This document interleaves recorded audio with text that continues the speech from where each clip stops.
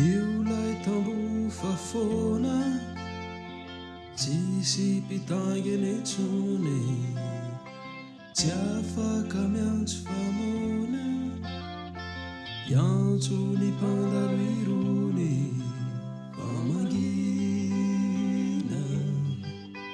na niry androntra teo fa mangina na niry androntra teo.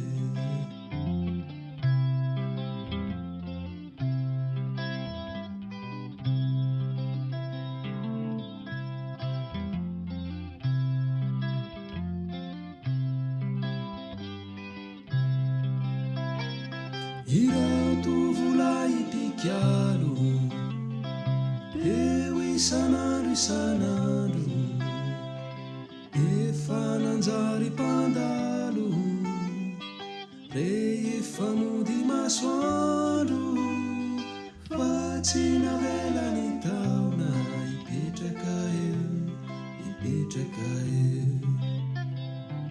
fa tsy navela ny taona ipetraka eo.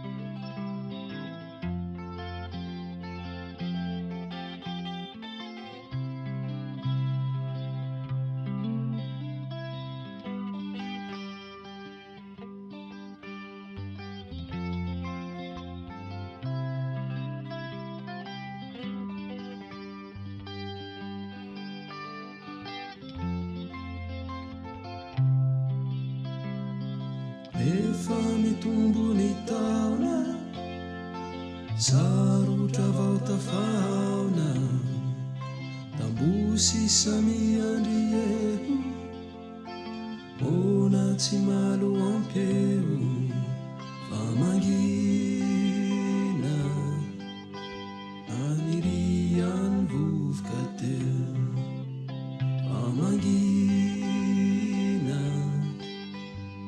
nangona ny vovoka teo.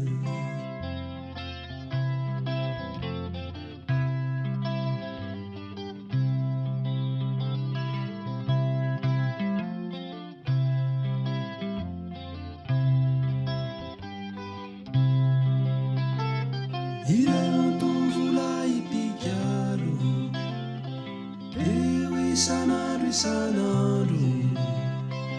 efa nanjary mpandalo rehefa mody masoandro fa tsy navela ny taona ipetraka eo.